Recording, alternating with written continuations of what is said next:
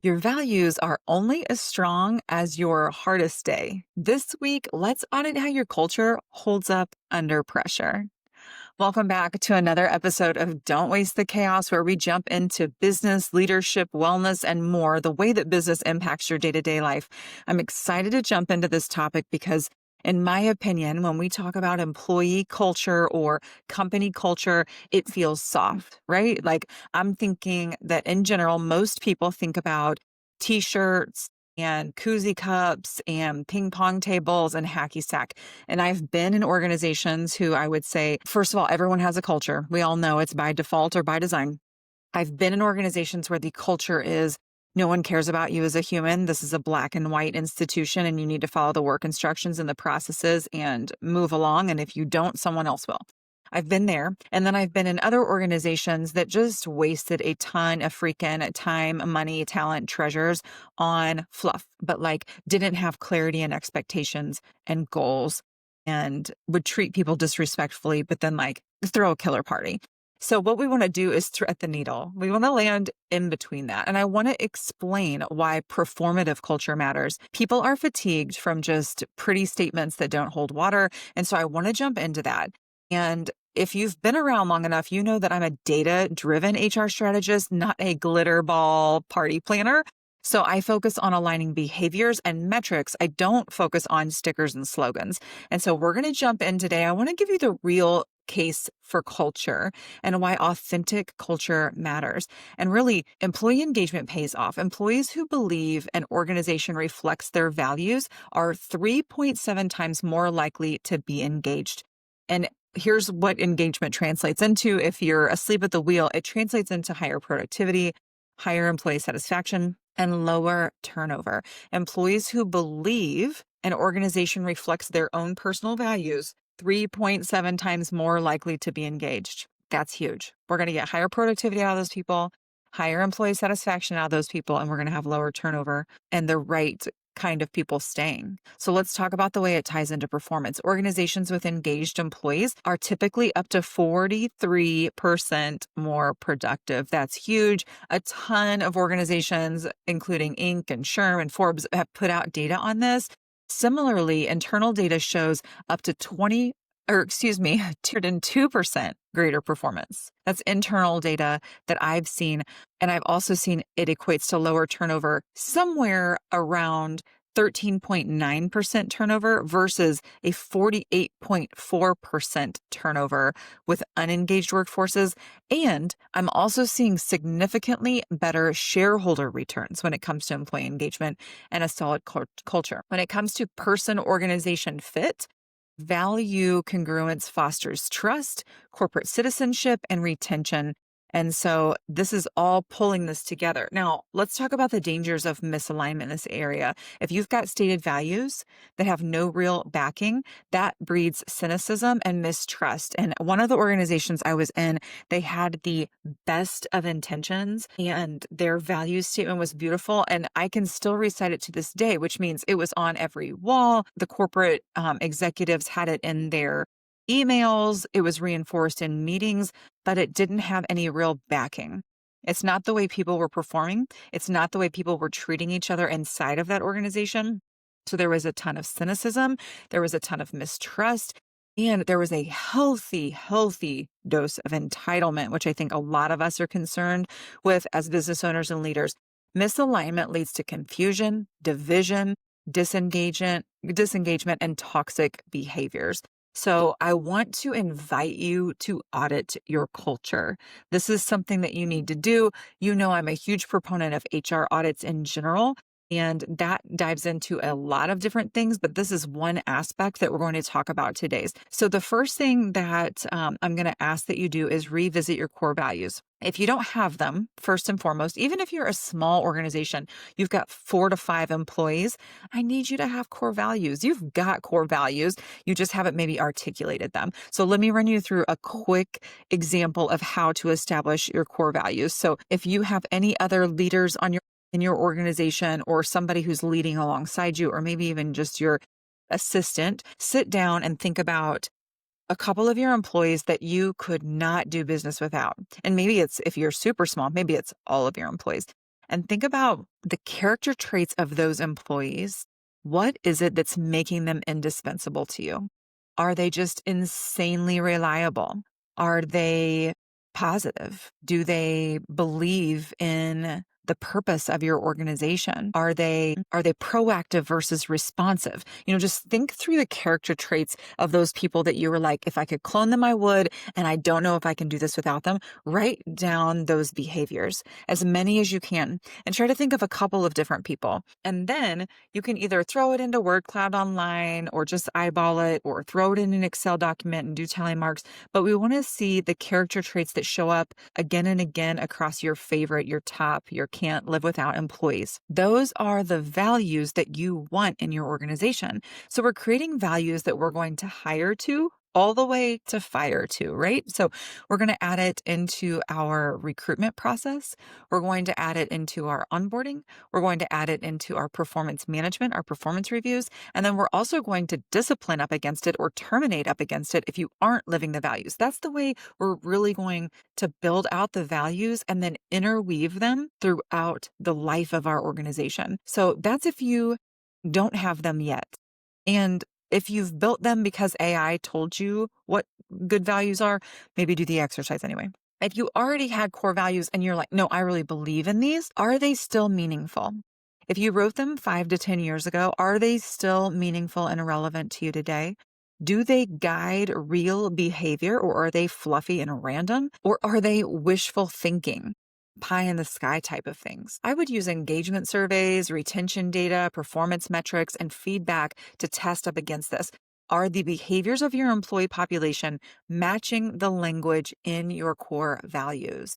And then ask yourself the tough question: where are we out of alignment with what we say that we value as an organization? And I want you to get gut level honest here. If you're not being honest with yourself, you're actually going to break trust with yourself, and then you're not going to show up in a confident way. So you've got to be honest. Are we living by these? Am I living by these, by this, as the senior leader, as the business owner, as a mid-level manager? Am I living by the core values?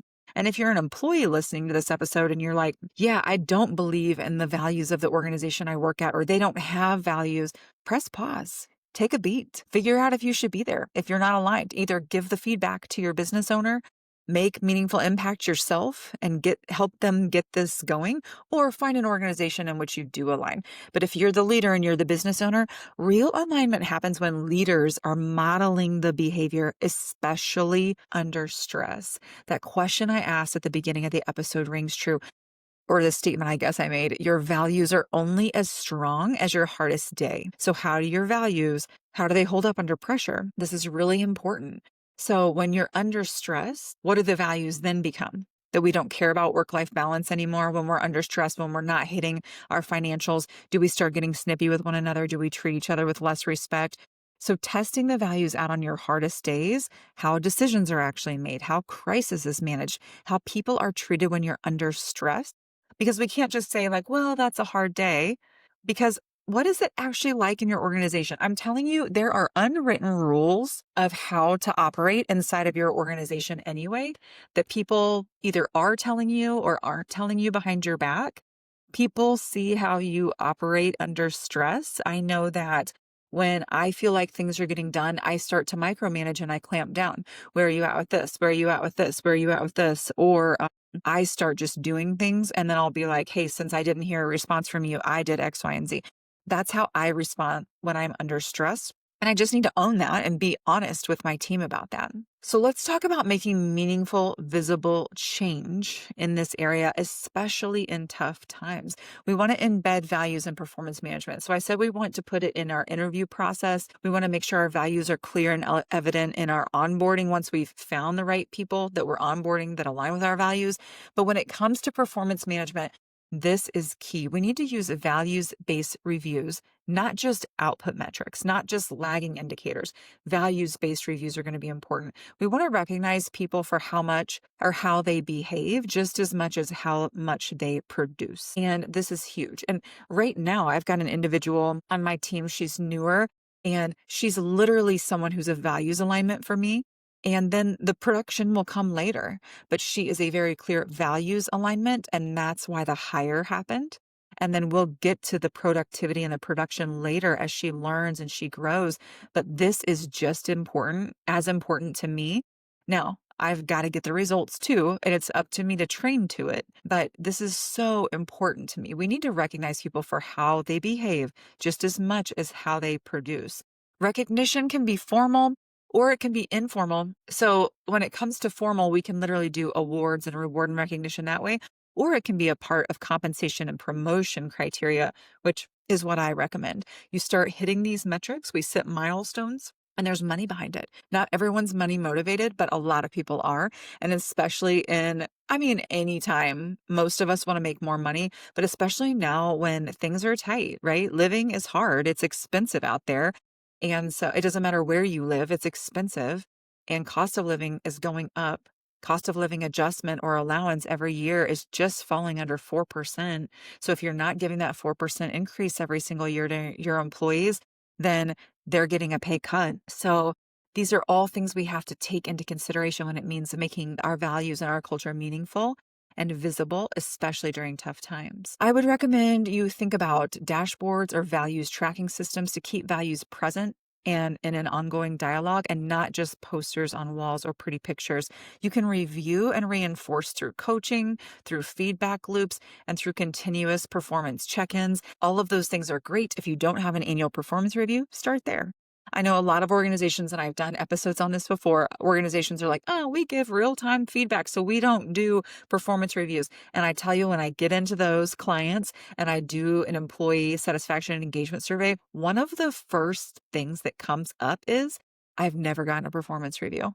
And it's funny, right? Because if you ask your employees, do they enjoy a performance review? Most generally, no. Most generally they'd say no, but if you're doing it well, and you're not surprising them, it's just a formal time to sit down, then all you're doing is reinforcing the fact that yes, you do give great real-time feedback, but it's a formal opportunity to sit down and address it. So let's talk about some data.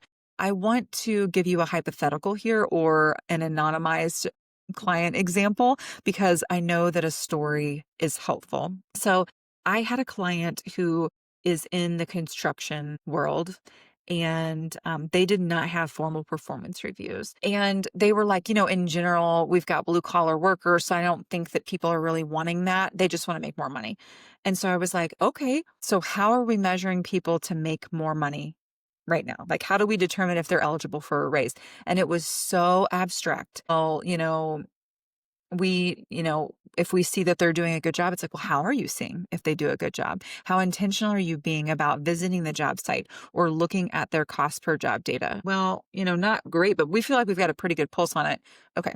Can I challenge you to implement performance reviews? And we did. We put together performance reviews and we did both values-based and then outcomes-based. And at first, their employees were like nervous, which they thought they would. And we sat down and just explained like why we were doing this. And the top performing employees loved it. Your high performers, maybe if you schedule 3 hours and they don't get to work during that time, they're going to be a little annoyed with you. But if you sit down and you have a 30-minute to maybe 1 hour performance review with them, they're going to be like, yep. Glad you're finally measuring performance. So I'm not the only one carrying everybody's weight around here. That's how your top performers are going to look at it. And they're going to buy into your culture. And if they don't, they're not truly a top performer. They might be putting numbers up on the board, but they're not truly a top performer because we need people aligned with your culture and your values. But they're going to be down for it. They're going to be excited about it. And I saw employee satisfaction and engagement data go up 18% from year over year at this organization. And we did such minimal things. We put job descriptions in place. We put transparent pay bands in place. And we put performance reviews in place. And we articulated what their values were and integrated those across the board. We did some other things. We put in an HR payroll system. We did some things in the background, but those were the main things. And the data showed that people loved that. That breaks down the silos, that breaks down the duplication. It breaks down the hesitation to speak up by putting this down on paper. You can use engagement and retention data to expose misalignment. Like if there's high turnover in teams who said innovation was a core value, then that means they weren't getting to innovate as much as they wanted to, so they were leaving. There's tons of ways that we can look at data and make actionable responses and put action plans in place to address them. So one of the things that we did in that organization was we did a kickoff meeting before performance reviews to kind of stifle the fear that we saw happening. Because sure, the high performers were like, yeah, whatever, tell me how I'm doing and give me a freaking raise and a systematic approach. But everyone else, there was like a low murmur, in the organization of why are we doing this? Are they trying to push people out? Or, are we falling upon hard times and this is a way to weed people out? So the first thing we did is we met with managers and we trained the managers on the criteria. I recommend a 5-point Likert scale, a 3-point scale on performance reviews. That's a no-go for me. I'm never going to encourage a client to do that because everyone's going to get a 2. If the scale is a 1, 2, 3, everyone's going to get a 2, sometimes a 3, sometimes a 1, but mostly everyone's going to get a 2, and we've got no good actionable data. So we do it on a 5-point scale, and that starts to pull apart the high performers to the underperformers. And so that's what I recommend. But first and foremost, we sat down with the management team and I said, we are going to go through a mock performance review right here together. First, I explained the 5 points scale and I put not just like exceeding expectations, outstanding, meeting expectations, underperforming, poor fit. I didn't just give those words. I put in there exactly what it would mean, 3 to 5 sentences of what it looks like. Exceeding expectations to outstanding, the difference of those are takes initiative themselves, takes on new projects that will positively impact the company's bottom line, go to for most people in the organization for getting questions answered. I map it out. What does it look like to be outstanding? What does it look like to exceed expectations? What does it look like to meet expectations? So what does it mean to be unacceptable? I literally put sentences to it to map it out to help the managers understand like visually, okay, what am I looking at here? And then help an employee receive their rating and have a better understanding of how they can get to the next level rating, the next performance review cycle. So it level sets. So we went through this training and then we went through every single employee in there for this first round. And I know this takes a while. And this wasn't a small organization. It was over 40 people. I mean, considerably small, but over 40 people. And we sat down. And after we did the initial training, I had them all do the performance reviews. And then I didn't not administer them give feedback as managers. And then we sat back down for another meeting and I said, okay, what were the overall ratings for your people? What was the average rating? Did this person get a 1, a 2, a 3, a 4, or a 5 on average on this performance review? And then I challenged them on it. Okay, so on average, they're meeting expectations. So in accountability and on timeliness and on utilization of technology and on this and the values and on this on results, they're meeting expectations in the majority of those areas. And you know what? Sometimes the answer is yes, they are. But the cool thing is you get all the managers in the room for this calibration session. And another manager will be like, are you kidding? That person sucks to work with. No one on my team likes to work with them. Or I've got the accounting manager in there and they're like, oh yeah, that person never turns expense reports in on time. So they're able to kind of collaborate together and do a calibration session to make sure that we are all truly holding ourselves accountable to the ratings. And then we're able to go to the employee population and say, here's what we've done. We've created the reviews based on X, Y, and Z. We've trained the managers on X, Y, and Z. We've done a calibration session where we did X, Y, and Z. And you know what? The employees were ready for performance reviews at that time because they were like, okay, this isn't just something that somebody pulled down off of AI and thinks it's a good idea. This is how they did it. And now I want to participate. Like, give me my feedback. And that was really, really helpful in that organization. And you can do it too. It's just going to take a little bit of time. But would you rather spend the time and get better in this area or keep kicking this can down the road and keep having subpar performance or high value employees that aren't getting rewarded for what they're actually bringing to the table and you're constantly worried they're going to leave? And so you keep throwing money at them, but you have no real idea if you're equitable or not. Like, let's stop that and let's actually do something about it. So one of the things that I can do in my organization is I talked about this manager training. I have something it's called the Essentials. These are our project-based work inside of Salt Line Advisors, which is my advisory firm. We've got fractional work where we can be your outsourced HR person, or we can do projects. We can do one project a month for you, or we can do one project one time ever. But this is for culture that sticks. Your leaders need tools, not slogans, right? And so Our Essential Manager training series is data informed, behavior focused modules.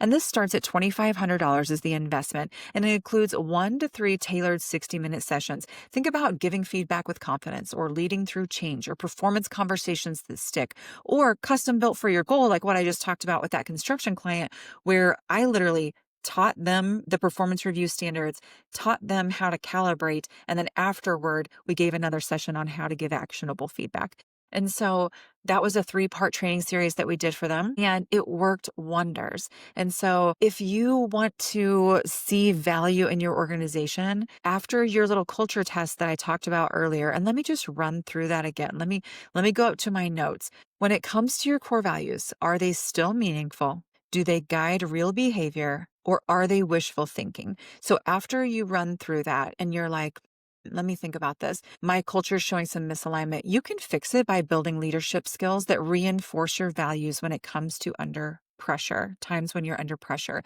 Training primes managers to be the real standard bearers. Your culture lives or dies in their every interaction. I want to say no pressure, but like pressure. If you're in a management position, if you're getting paid for that, if you've got the title, if you've got the autonomy, then as a manager, that comes with a little extra pressure, right? And if you're a business owner or senior leader listening to this and you're like, I can't put that on my managers, it's probably because you're not paying them adequately, you're not giving them proper feedback on their performance, or you don't have their roles documented well enough, so you're afraid that they're going to leave, so you feel held hostage. So address this with them first, and then expect them to hold their people accountable to it. You can do this. And if you feel like you can't, my organization can come along and help. Listen, culture only matters when it's tested. It's easy to say who we are and how we show up when everything's going well, when revenue is high, when our clients are happy. But culture is tested regularly, right? We've got, like, business is not easy. It's a roller coaster, and culture only matters when it's tested. Values must be lived out at every level. They must be audited, and then they must be reinforced through behavior and accountability.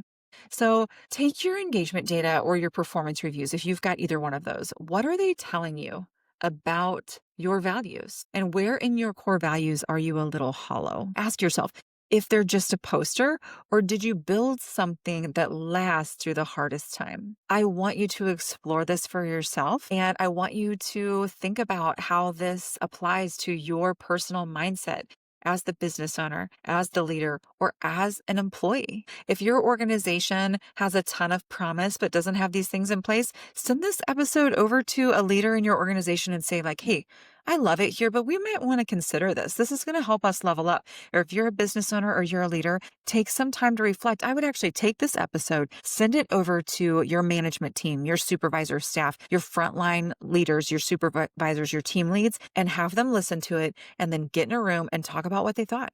Do a little culture audit. Ask yourself these questions, score yourself, and then address it. You want real data-backed change when it comes to this.